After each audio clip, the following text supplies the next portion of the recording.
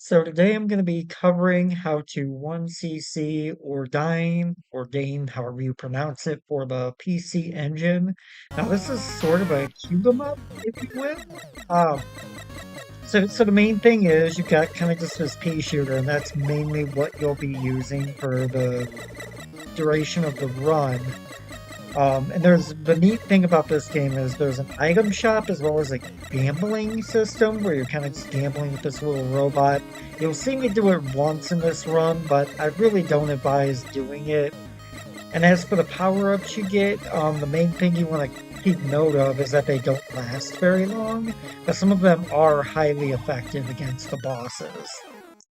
So as you'll see here, we're going to go into the shop, and I would recommend getting 2 speed ups in your run.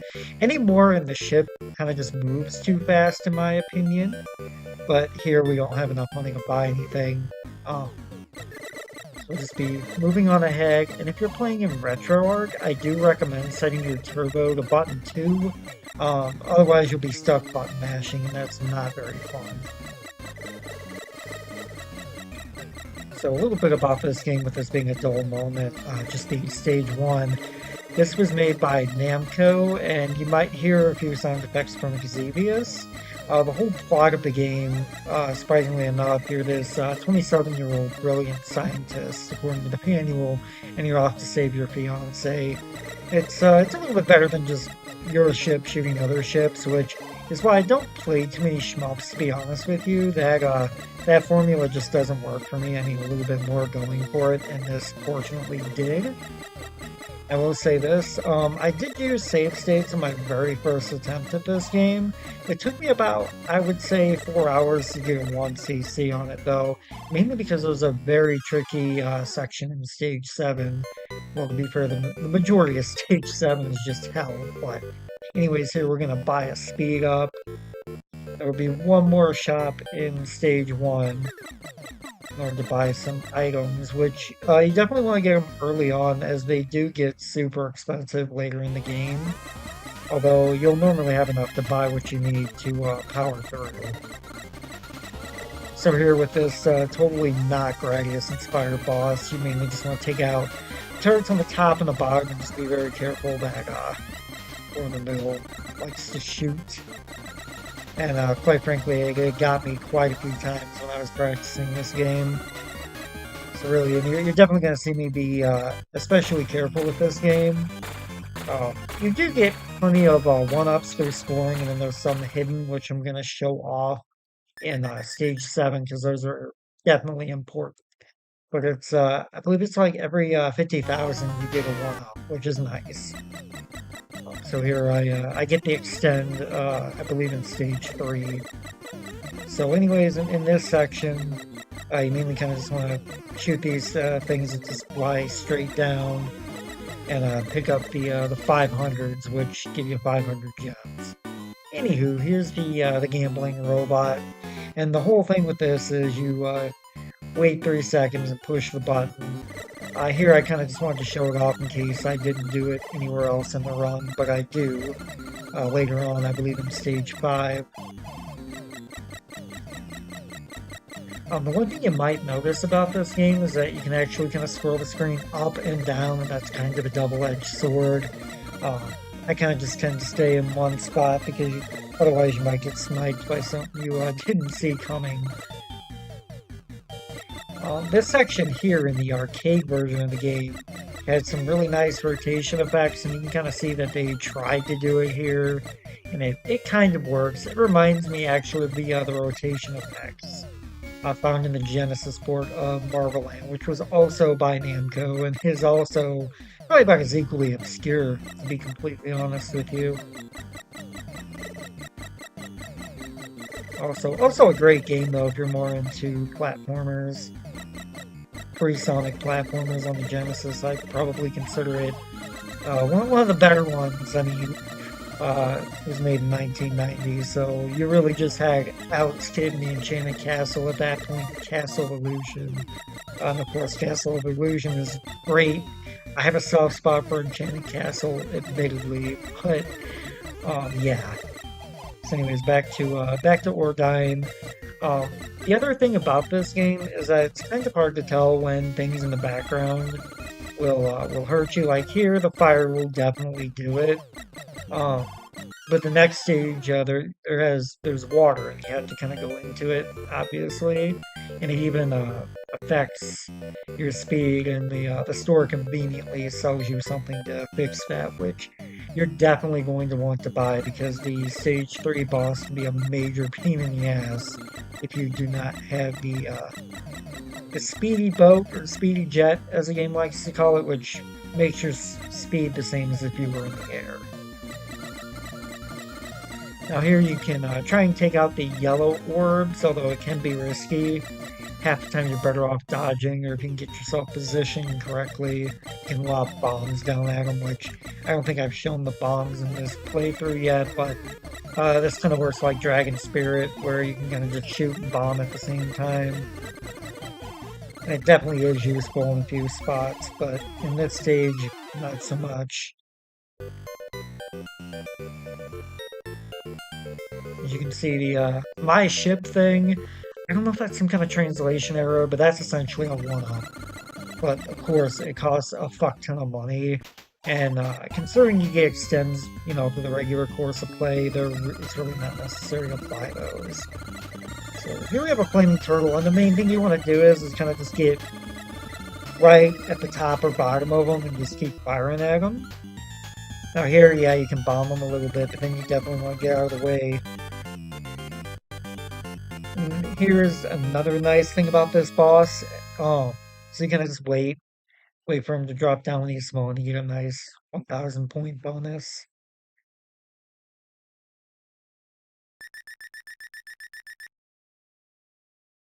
Almost to our first extend. Anywho, yeah, here's another kind of unique thing that the game does. As mentioned earlier, there's water in this stage as well as board 4, and it slows you down, so here you definitely want to play it safe. We've already come across a shop. You definitely want to get speedy water. Yes, that's the name of it. And the nice thing about this shop is that sometimes they bundle the power-ups with like the speed-ups and such, like they did there. And so this one actually is very effective, especially against the bosses when it does show up, because there's a few shops for the bosses, and a lot as a first extend. And yeah, this thing is really, really nice, and it can take out these bombs underneath there. What they'll do is if you come close, as you can see, they're just going to drop on you. So this power-up has just that nice big hitbox, and it can clear them out for you before they become a problem. Here we go again with some rotation effects. It's too bad this was on Super Nintendo, where they could have used Mode 7. But truthfully, there really weren't a whole lot of Namco games on Super Nintendo. I mean, Sega Genesis had Felios, which is also a really good game in terms of shmups. Splatterhouse, a lot of the different Pac-Man ports. All of those were on Super Nintendo. But yeah, you saw me get the speed motor there. And again, you really, really want that because the third boss is a pain in the ass. It was one of my first big walls in trying to 1cc this actually, but I will show a safe strategy. And here, using will be real careful where those dropping bombs out. If you want to get ahead here, you kind of be a little bit ballsy. There's one of the gambling robots again, but it really wasn't worth going for, in my opinion. Okay, so here, the main thing you want to do is kind of just bait these, I guess they're like saw blades, but they look like suns that are shooting out the top. Kind of just want to go up and down and kind of just periodically shoot and drop bombs at the little circles in the middle there. As you can see, there's a one up there. Don't worry, we'll be able to get it after we take the boss out. There's going to be a couple more coming up that I'm going to show the location of. This was definitely a boring fight to watch, and I do apologize for that, but I was definitely trying to be on the cautious side just because of how annoying stage 7 can be.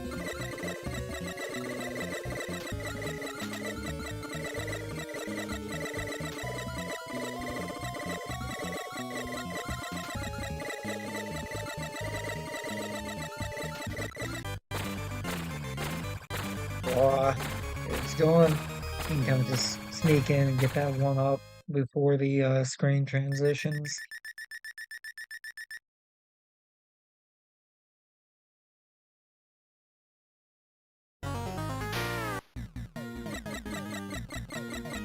And here we have another water stage, and this also has some obstacles that rotate. And my recommendation is to kind of get through them as soon as possible. I tend to let them cycle once before attempting to go through them. And here's the Contra spread. Also a really nice weapon, and it does last a little bit longer than the other power-ups. Although 9 times out of 10 you're going to be stuck with the pea shooter when it comes to the boss. Yeah, these are the obstacles I was talking about. You want to be real careful here, because that turret is pretty much impossible to take out. So you need to be watching where it's pointing at.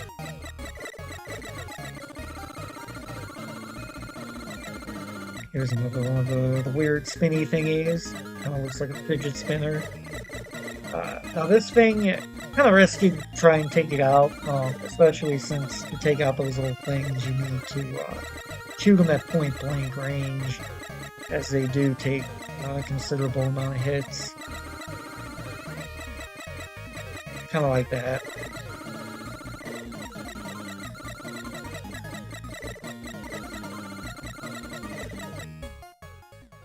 And again, those do take a lot of hits as well, but not too bad. Now you're going to see me do a really stupid death here. But the main thing you want to do is, you want to, again, take out the laser turrets so they don't smoke you. With the top set easily being dispatched by bombs, and there was the stupid death. I normally do not die on this boss. But, oh, this is actually one of my better runs, because I end up having 8 stems at the end, which definitely didn't happen my first time.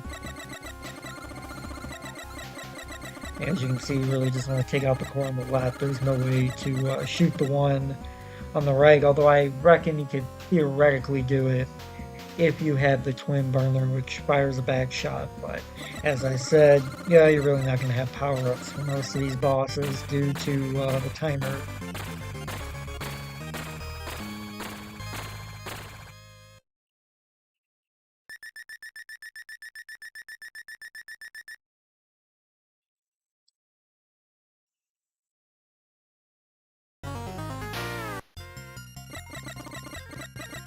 So this stage is very Thunder Force 3-esque, and you'll see why in a minute. It also introduces these, I don't know what the fuck they're supposed to be. They kind of remind me of Mausers, just a little bit. And then there are these guys at the bottom here. You definitely want to get them out ASAP, the ones that are on wheels, because they shoot out quite a few bullets, and it can definitely make things hectic if you don't keep on top of them, especially in stage 7.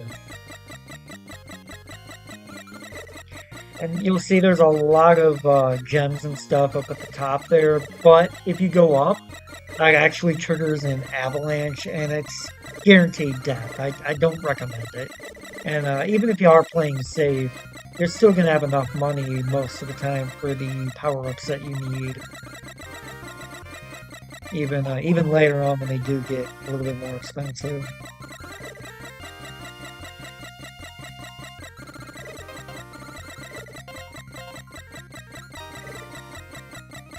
If you aren't able to take those guys out, you definitely won't be able to dodge. Now coming up, you're gonna see me do something really interesting with the shop. You'll see me do it one more time in stage 7, but the point I want to make here is every time you enter the shop, you actually get quite a decent amount of invincibility frames. You can exploit that. But anyways, here's the Thunder Force 3 section of the level. At least that's what I immediately thought of my first time playing.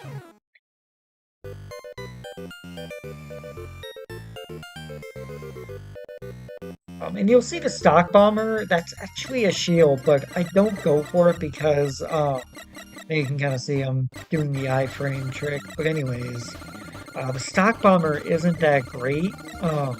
Like I said, it is a shield and it absorbs hits, but uh, a lot of the obstacles and if you run into walls, that kind of thing, it's not going to protect you from that. And not only that, it drastically reduces your rate of fire.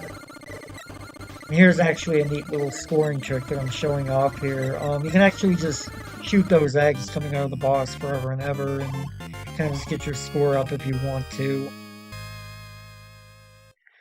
Which again, with this game, being able to get extends is nice, so I kind of did it there for a little bit until the spread shot ran out.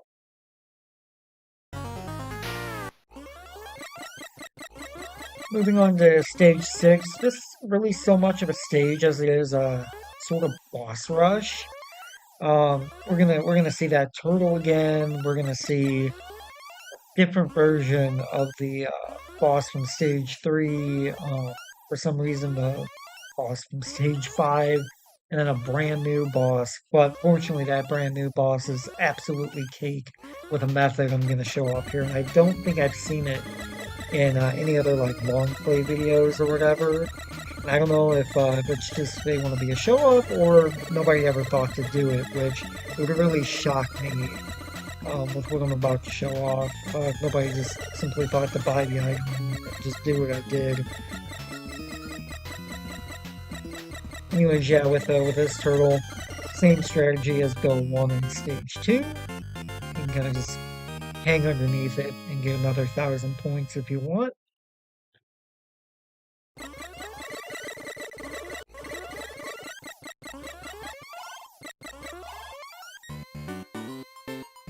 And here I did decide to go ahead and just gamble a bit because this next boss, being modeled after the stage 3 boss, is a pain in the ass.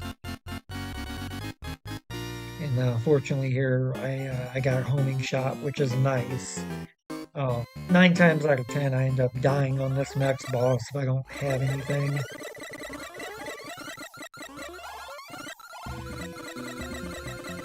Anyway, same deal, you want to shoot the stuff in the middle to take it out. The tricky thing is that, again, with the way the screen scrolls up and down, you can't always tell where the turtles are going to land. They can hit your ship quite easily, but their taking it out was no problem. You can see how ridiculously expensive the 1-up got. Anyways, I went ahead with the tri-shot here again. Kind of to make short work of whatever the fuck that thing is supposed to be. It kind of looks like a crystallized lion's head, but that could just be me.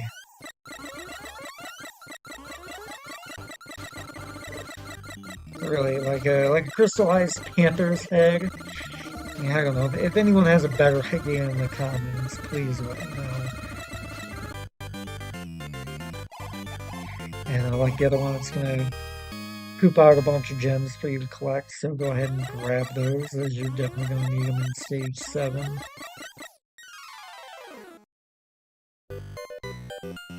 So here, it's very important that you get the fire boom bomb, whatever the fuck that's supposed to be, as it's gonna make the boss coming up a complete joke.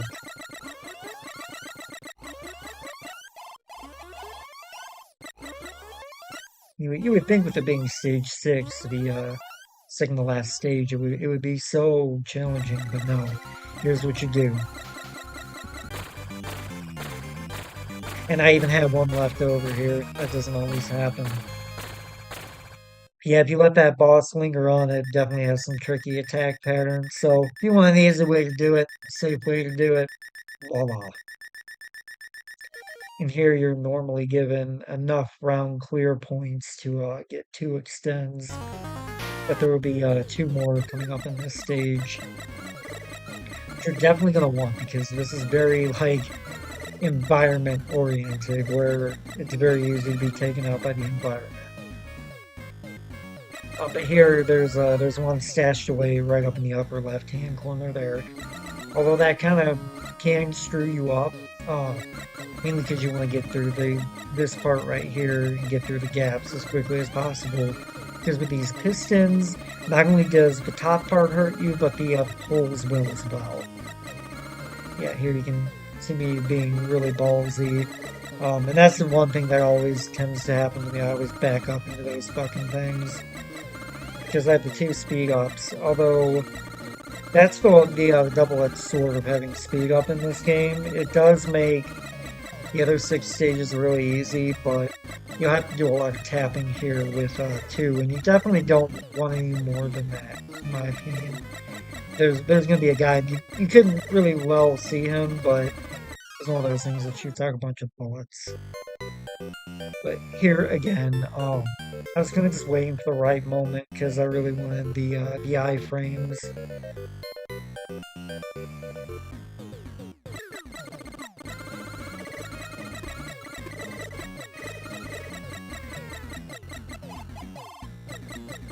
Again, you definitely want to be safe. You're going to see I'm not grabbing all the guns or anything like that. Mainly because I was trying to be conservative with my lives, and on top of that, there's a pretty gnarly points payout for each stand that you have at the very end of the game. You're gonna see it goes on for a minute because I believe I made it to the end with about 8 of them. But there, yeah, you really want to dodge. This part can definitely catch you off guard with the whatever those are supposed to be. You want to prioritize the things with the fangs. Since they can definitely get you before the little spawner things can. Now here can be especially tricky with these obstacles because of the choppy animation, so just definitely take your time on this part. And here there's gonna be another little Mauser bouncing off. I kind of just wait until I get him out and then go through the little hazards coming over the wall. Here's another one up. It's kind of risky to get it, but as long as you're being real careful and kind of just tapping the directional pad, you should be able to get it.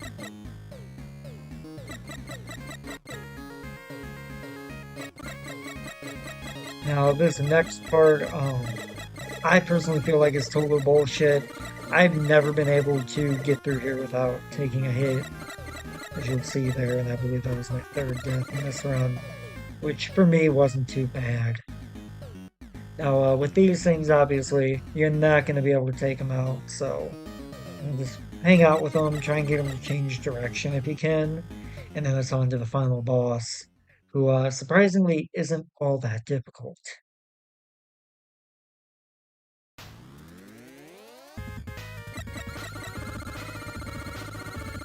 Yeah, here he is, green-haired dude in a mech. He's gonna shoot out those things first, and then you kind of just want to go over them and then swing under him, since he bounces backwards. And then he's gonna shoot out some buzzsaws, kind of stick towards the top before heading back down, homing missiles, and voila, he's gone. And that was Ordyne, and you're gonna see here, it's gonna take quite a while to stop awarding me points because my score is going up for each extend, but then I get extends due to the point increment. So it's gonna be like adding the life and then removing it. It's honestly kind of funny. Oh yeah, this pretty much concludes the run. I hope you guys enjoyed the commentary. I don't do this too often, but I wanted to take my hand at it after watching YouTubers like the Electric Underground and really enjoying what they do. So if you liked, just leave a like, subscribe, comment, and I may do more videos with commentary in the future. But until then, thanks for watching.